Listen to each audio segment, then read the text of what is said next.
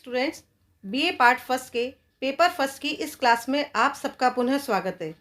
इससे पहले की क्लास में हम व्यापारिक बैंकों का अर्थ एवं प्रमुख कार्यों का विस्तार से अध्ययन कर चुके हैं। आज हम राष्ट्रीय आय के अंतर्गत राष्ट्रीय आय का महत्व, राष्ट्रीय आय को मापने में आने वाली कठिनाइयाँ, राष्ट्रीय आय और आर्थिक कल्याण पर चर्चा करेंगे। सबसे पहले हम राष्ट्रीय आय के महत्व को समझ लेते हैं। राष्ट्रीय आय का महत्व। राष्ट्रीय आय संबंधी आंकड़ों का महत्व आज के युग में निरंतर बढ़ता जा रहा है। अर्थव्यवस्था के सभी अंग किसी न किसी रूप में राष्ट्रीय आय के सृजन में निरंतर लगे हुए हैं और राष्ट्रीय आय समस्त अर्थव्यवस्था का सही सूचक बनकर सामाजिक आय का लेखा जोखा प्रस्तुत करती है। राष्ट्रीय आय का महत्व इन कारणों से बढ़ता जा रहा है। पहला है अर्थव्यवस्था का सही एवं व्यापक चित्र। किसी देश की राष्ट्रीय आय के आंकड़े से उस देश की अर्थव्यवस्था के बारे में काफ़ी जानकारी प्राप्त होती है। इससे हमें ज्ञात होता है कि देश में विभिन्न व्यवसायों की क्या दशा है तथा देश के प्राकृतिक, भौतिक तथा मानवीय साधनों का कहाँ तक और कैसा उपयोग हो रहा है। नेक्स्ट पॉइंट है राष्ट्रीय आय और वितरण व्यवस्था। राष्ट्रीय आय से न केवल राष्ट्रीय आय के स्रोतों की जानकारी प्राप्त होती है, वरन यह भी पता चलता है कि देश के विभिन्न वर्गों में राष्ट्रीय आय का वितरण किस प्रकार हो रहा है।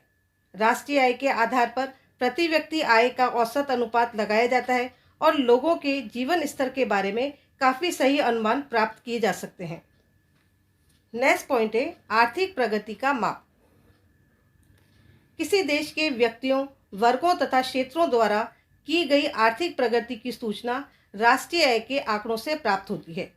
देश में राष्ट्रीय आय जितनी तेजी से बढ़ेगी, अन्य बातों के समान रहने पर आर्थिक विकास एवं समृद्धि भी बढ़ेंगे।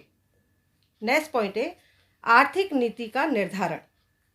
राष्ट्रीय आय संबंधी आंकड़ों के आधार पर ही देश में संतुलित आर्थिक विकास की योजनाओं का निर्माण किया जाता है। इनके आधार पर भविष्य के लिए अनुमान लगाए जाते हैं जो व्यावसायिक क्रियाओं के विकास तथा स्थायित्व को प्रदान करते हैं। सरकार द्वारा बजट बनाते समय कराधान क्षमता निर्धारित करने में भी राष्ट्रीय आय का ज्ञान आवश्यक होता है। राष्ट्रीय आय के आंकड़ों के आधार पर ही ये निश्चय किया जाता है कि किन वर्गों तथा किन क्षेत्रों के आर्थिक विकास की ओर अधिक ध्यान दिया जाए। नेक्स्ट है तुलनात्मक समीक्षा। राष्ट्रीय आय के आंकड़ों की सहायता से प्रत्येक वर्ग, क्षेत्र और राष्ट्र की आर्थिक स्थिति की तुलना अन्य वर्गों, क्षेत्रों तथा राष्ट्रों से की जा सकती है। एक ही वर्ग, क्षेत्र तथा देश की विभिन्न समयों में आर्थिक दिशा की तुलना में भी इन आंकड़ों का प्रयोग किया जाता है। नेक्स्ट पॉइंट है सामाजिक और आर्थिक दोषों को दूर करने में मार्गदर्शक। राष्ट्रीय आय के कारण प्रगति का मूल्यांकन होता है, अतः हमें आर्थिक क्षेत्र में आने वाली बाधाओं व दोषों को पहले ही निवारण का संकेत मिलता है। नेक्स्ट है आर्थिक प्रवृत्तियों को दिशा निर्देशन। आर्थिक विकास के लिए राष्ट्रीय आय का अधिक भाग बचाकर विनियोग करना होता है। राष्ट्रीय आय के आंकड़े के आधार पर यह अनुमान लगाया जाता है कि स्थायित्वपूर्ण विकास के लिए कितना विनियोग करना होगा। इसी के अनुसार आर्थिक प्रवृत्तियां प्रभावित होती हैं तथा विशेष वित्तीय, मौद्रिक, मजदूरी एवं रोजगार संबंधी नीतियां अपनाई जाती हैं। प्राकृतिक तथा अन्य साधनों के सही विधोन एवं प्रयोग, नए साधनों की खोज, प्रतिस्थापन तथा उत्पादन प्रणालियों में सुधार आदि से संबंधित प्रवृत्तियां बहुत बड़ी मात्रा में राष्ट्रीय आय संबंधी स्थिति द्वारा प्रभावित होती हैं। नेक्स्ट पॉइंट है दीर्घकालीन प्रवृत्तियों का ज्ञान। राष्ट्रीय आय के आंकड़े से व्यावसायिक गतिविधियों की प्रगति का अवलोकन कर भावी विकास के संबंध में अनुमान लगाने में सुविधा होती है। नेक्स्ट पॉइंट है राष्ट्रीय आय और आर्थिक कल्याण। हैबलर के शब्दों में अन्य बातें समान होने पर यदि राष्ट्रीय आय अधिक है तो आर्थिक कल्याण भी अधिक होगा। चूंकि आर्थिक कल्याण कुल कल्याण का बैरोमीटर माना जाता है, अतः राष्ट्रीय आय से आर्थिक कल्याण व कुल कल्याण की जानकारी प्राप्त होती है। इस प्रकार स्पष्ट है कि राष्ट्रीय आय के आंकड़ों ज्ञात करना न केवल महत्वपूर्ण है वरन आवश्यक भी है। अब हम राष्ट्रीय आय को मापने में आने वाली कठिनाइयों को देख लेते हैं। पहला है अमुद्रीकृत क्षेत्र की प्रधानता। अर्थव्यवस्था का एक महत्वपूर्ण भाग अमुद्रीकृत होता है, अर्थात बहुत कुछ विनियोग मुद्रा के प्रयोग के बिना होता है। अतः वस्तु विनिमय प्रणाली के कारण राष्ट्रीय आय का सही व तथ्यपूर्ण गणना करना कठिन होता है। दूसरा है आर्थिक कार्य पद्धति में विभिन्नता का अभाव। अधिकांश राष्ट्रों में उद्योगों के अनुसार राष्ट्रीय आय के आंकड़े संकलित करने की रीति प्रचलित है। इस प्रकार ये आवश्यक है कि उत्पादकों को विभिन्न व्यवसाय वर्गों में रखा जाए। एक कृषि श्रमिक वर्ष का कुछ समय खेती में, कुछ समय उद्योग में और कुछ समय तांगा चलाने में लगा सकता है। ऐसी स्थिति में उसकी आय को विभिन्न व्यवसायों में बांटना कठिन होगा। नेक्स्ट पॉइंट है गैर मौद्रिक व्यापार। राष्ट्रीय उत्पाद मापते समय साधारणतः यह मान लिया जाता है कि उत्पादित वस्तुओं और सेवाओं का मुद्रा में विनिमय होता है। भारत जैसे अल्पविकसित देश में जहां निर्वाह खेती की जाती है, उपज का काफ़ी भाग विक्रय के लिए बाजार में नहीं आ पाता। इस भाग का या तो उत्पादक उपभोग के लिए रख लेते हैं या अन्य वस्तुओं और सेवाओं के विनिमय में उसे दूसरे उत्पादकों को दे देते हैं। कृषि उत्पाद के इस अंश की उपेक्षा कर देने से राष्ट्रीय आय में काफ़ी कमी आ जाती है। नेक्स्ट पॉइंट है गणना की विविध प्रणालियां। राष्ट्रीय आय गणना की विविध प्रणालियों के कारण विभिन्न देशों में राष्ट्रीय आय के आंकड़े की तुलना संभव नहीं होती है। सभी देशों की अर्थव्यवस्था में समान रूप में मौद्रिक व्यवस्था न होने के कारण उनके राष्ट्रीय आय संबंधी आंकड़े समान आधार पर नहीं होते। नेक्स्ट है विश्वसनीय सांख्यिकी जानकारी की अनुपलब्धता। कई सैद्धांतिक कठिनाइयों के अतिरिक्त एक अन्य सांख्यिकी कठिनाई भी है, वह है विश्वसनीय सांख्यिकी सामग्री की अनुपलब्धता। साथ ही संकलित आंकड़े विश्वसनीय नहीं होते। जिन देशों में सरकारी अथवा गैर सरकारी कोई भी संस्था उत्पादन, रोजगार, जनसंख्या, व्यवसाय, उपभोग आदि के समंकों के संकलन की व्यवस्था नहीं करती, तो वहाँ राष्ट्रीय आय की गणना में काफ़ी कठिनाई आती है। अतः पूर्ण और विश्वसनीय आंकड़ों के अभाव में राष्ट्रीय आय की गणना भ्रमात्मक होगी। नेक्स्ट पॉइंट है मूल्य स्तर में परिवर्तन। समय समय पर कीमत स्तर में परिवर्तन होते रहने के कारण चालू कीमतों में व्यक्त की गई राष्ट्रीय आय अथवा प्रति व्यक्ति आय की तुलना नहीं की जा सकती। समय समय पर उपभोग के ढांचे में परिवर्तन होने से भी तुलना में कठिनाई होती है। राष्ट्रीय आय से केवल उत्पादन का मूल्य प्रकट होता है, न कि उपभोग की मात्रा जिस पर जीवन स्तर निर्भर करता है। नेक्स्ट पॉइंट है अशिक्षा। अविकसित एवं पिछड़े राष्ट्रों में लोग अशिक्षा व अज्ञानता के कारण अपनी आय, उत्पादन व उपभोग संबंधी कोई हिसाब किताब नहीं रखते हैं। समुचित आंकड़ों के अभाव में राष्ट्रीय आय की गणना में कठिनाई आती है। नेक्स्ट पॉइंट है गैर कानूनी आय। भारत में काले धन के बारे में किए गए अध्ययन से पता चलता है कि अर्थव्यवस्था का एक महत्वपूर्ण भाग छिपी हुई या काली अर्थव्यवस्था के रूप में कार्य करता है और इससे उत्पन्न होने वाली आय रिपोर्ट नहीं की जाती। करारोपण के भय से उत्पादन और आय को कम बताने की प्रवृत्ति पाई जाती है। जाहिर है कि इस सीमा तक राष्ट्रीय आय के आंकड़े अल्प अनुमानित होते हैं। नेक्स्ट है पारिभाषिक कठिनाइयाँ। राष्ट्रीय आय में सामान्यतः यह भ्रम होता है कि इसमें भौगोलिक सीमाओं के अंतर्गत प्राप्त आय ही सम्मिलित होती है, जबकि वास्तव में देश के निवासियों द्वारा विदेशी विनिमय तथा विदेशी निवेशों से प्राप्त ब्याज, बैंकिंग, बीमा, आयात निर्यात आदि की आमदनी भी राष्ट्रीय आय में जोड़ी जाती है। नेक्स्ट है दोहरी गणना की संभावना।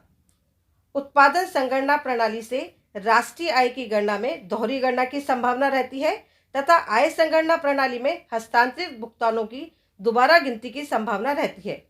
इस प्रकार राष्ट्रीय आय की गणना एक जटिल प्रक्रिया है। नेक्स्ट पॉइंट है अन्य।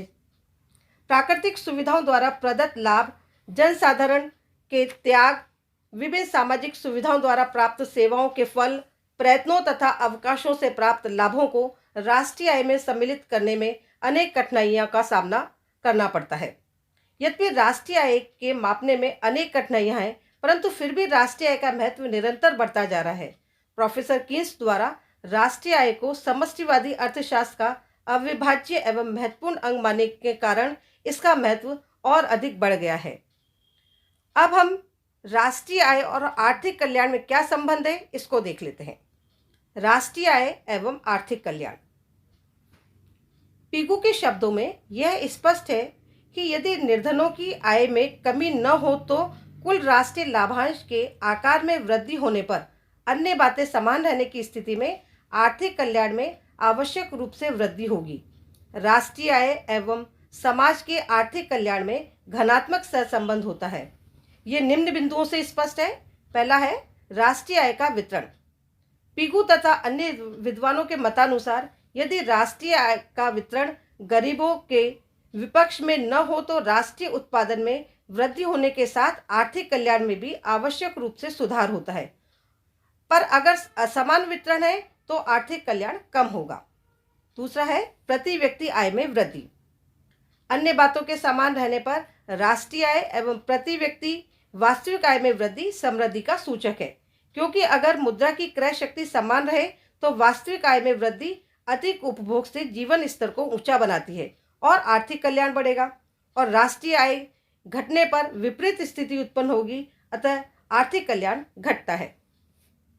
नेक्स्ट पॉइंट है राष्ट्रीय आय एवं व्यय का तरीका।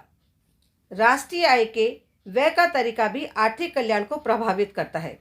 अगर राष्ट्रीय आय का एक बड़ा भाग सुरक्षा व सेना आदि पर व्यय किया जाता है तो आर्थिक कल्याण कम होगा। इसके विपरीत अगर राष्ट्रीय आय को आर्थिक विकास एवं कल्याण कार्यों पर व्यय किया जाए तो आर्थिक विकास, समृद्धि एवं पूर्ण रोजगार का मार्ग प्रशस्त होगा और आर्थिक कल्याण में वृद्धि होगी। नेक्स्ट पॉइंट है उत्पादन की विधि।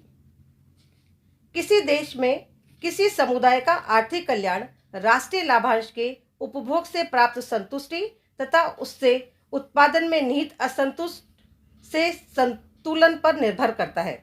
अगर उत्पादन में शोषण न हो, यातनाएं न भुगतनी पड़े तो राष्ट्रीय आय में वृद्धि आर्थिक कल्याण में वृद्धि करेगी। नेक्स्ट है रोजगार एवं विकास। प्रोफेसर कीन्स ने अपना रोजगार सिद्धांत आय की मात्रा पर आधारित किया है।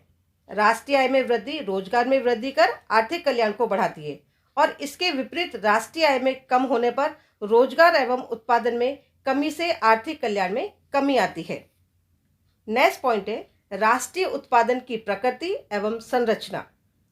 अगर देश के उत्पादन में उपभोग वस्तुओं का उत्पादन पूंजीगत वस्तुओं की तुलना में अधिक है तो लोगों का उपभोग स्तर ऊंचा होने से देश में आर्थिक कल्याण बढ़ने की प्रवृत्ति होगी। और अगर देश में उत्पादन में पूंजीगत सामान, मशीनों, औजारों का अनुपात अधिक हो तो देश के लोगों का वर्तमान में उपभोग घटने से जीवन स्तर घटेगा और आर्थिक कल्याण में कमी होगी। इसी प्रकार देश के उत्पादन में नागरिक वस्तुओं का अनुपात अधिक हुआ तो आर्थिक कल्याण बढ़ने की संभावना रहेगी। पर अगर युद्ध के साजो सामान, गोला बारूद, टैंक, लड़ाकू विमानों आदि का कुल उत्पादन में आधिक्य हो तो आर्थिक कल्याण की कल्पना कठिन होगी। नेक्स्ट पॉइंट है उपभोग वस्तुओं की संरचना। देश के कुल उत्पादन में उपभोग वस्तुओं का अनुपात ऊंचा होना ही आर्थिक कल्याण के लिए पर्याप्त नहीं है। अगर उपभोग वस्तुओं में भी निर्धन वर्ग और मजदूर वर्ग द्वारा उपभोग की जाने वाली वस्तुओं का अनुपात अधिक हो और विलासिता की वस्तुओं का कुल उपभोग वस्तुओं से नीचा अनुपात हो तो आर्थिक कल्याण में वृद्धि अधिक होगी। इसके विपरीत अगर उपभोग वस्तुओं में भी उच्च वर्गों की विलासिता वस्तुएं, कार, फ्रिज, बहुमूल्य आभूषण, वस्त्र का अनुपात अधिक हो तो और गरीबों की अनिवार्यताओं की उपेक्षा होने से आर्थिक कल्याण घटने की प्रवृत्ति रखेगा। नेक्स्ट पॉइंट है आर्थिक विकास एवं पर्यावरण पर प्रभाव। यदि आर्थिक विकास से पर्यावरण में प्रदूषण बढ़ता है, पर्यावरण में जहरीली गैसें, धुआं, शोरगुल, जल प्रदूषण आदि होते हैं तो आर्थिक कल्याण में कमी आती है। अतः जब तक आर्थिक विकास से राष्ट्रीय आय में वृद्धि पर्यावरण पर दुष्प्रभाव नहीं डालती, पर्यावरण में प्रदूषण नहीं बढ़ाती, तब तक वह आर्थिक कल्याण में सहयोगी है, अन्यथा नहीं। प्रोफेसर पीगू के अनुसार अन्य बातों के समान रहने पर राष्ट्रीय आय आर्थिक कल्याण का प्रतीक है। अगर राष्ट्रीय आय में वृद्धि के कारण निर्धनों को प्राप्त लाभांश में वृद्धि हुई हो, नागरिकों की रुचि में परिवर्तन अच्छाई की ओर हुआ हो, राष्ट्रीय आय की अपेक्षाकृत जनसंख्या में वृद्धि कम हो, धन के वितरण में सुधार हुआ हो, तो इन सब परिस्थितियों में राष्ट्रीय आय में आर्थिक कल्याण की अभिवृद्धि होगी, अन्यथा आर्थिक कल्याण घटेगा। अब हम प्रोफेसर सैमुअलसन की शुद्ध आर्थिक कल्याण की धारणा से परिचित होंगे। प्रोफेसर सैमुअलसन की शुद्ध आर्थिक कल्याण की धारणा। प्रोफेसर पॉल ए सैमुअलसन ने शुद्ध आर्थिक कल्याण की नवीन धारणा का प्रतिपादन किया है, जिसे वे सकल राष्ट्रीय उत्पाद धारणा से बेहतर मानते हैं। अगर सकल राष्ट्रीय उत्पाद में हम अवकाश से प्राप्त संतुष्टि जोड़ दें और आधुनिक युग में जल तथा वायु के प्रदूषण से उत्पन्न होने वाली क्षति एवं असंतुष्टि तथा देश में अपराधों, युद्धों, शांति स्थापना के लिए किए गए व्ययों आदि को घटा दें, तो जो शेष बचता है वह शुद्ध आर्थिक कल्याण का द्योतक है। इनके अनुसार अवकाश से व्यक्ति को उसी प्रकार संतुष्टि मिलती है जैसे वस्तुओं व सेवाओं के उपभोग से। ठीक उसी प्रकार जल एवं वायु प्रदूषण, युद्ध, अशांति एवं अपराधों से प्राप्त असंतुष्टि सामाजिक कल्याण में कमी करती है। प्रोफेसर नॉर्दस तथा प्रोफेसर टॉबिन भी जीएनपी में से शहरीकरण से उत्पन्न समस्याओं और सुविधाओं को घटाकर शुद्ध आर्थिक कल्याण निकालते हैं।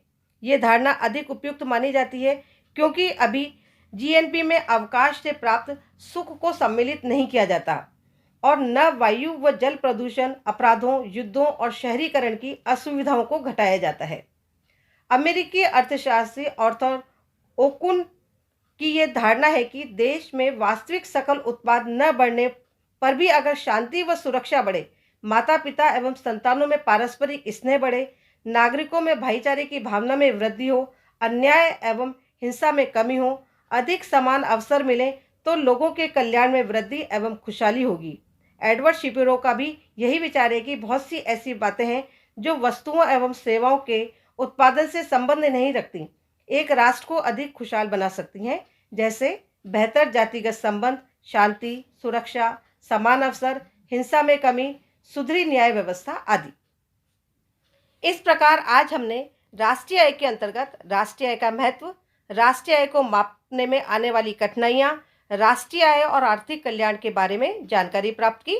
अगले लेक्चर में हम समंकों पर चर्चा करेंगे। थैंक यू, धन्यवाद।